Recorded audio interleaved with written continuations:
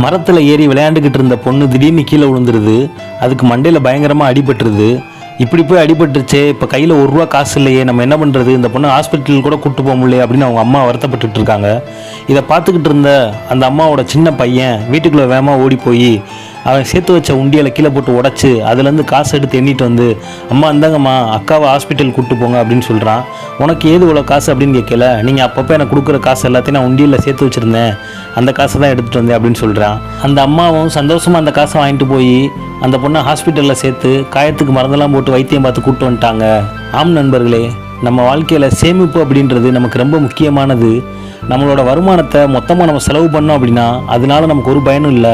அதோட ஒரு பகுதியை நம்ம சேமிக்க பழகணும் அப்படின்னா கண்டிப்பாக நமக்கு ஒரு இக்கட்டான சூழ்நிலையில் அந்த பணம் பயனுள்ளதாக இருக்கும். சேமிக்கிற பழக்கத்தை உங்கள் வாழ்க்கையில் கொண்டு வாங்க.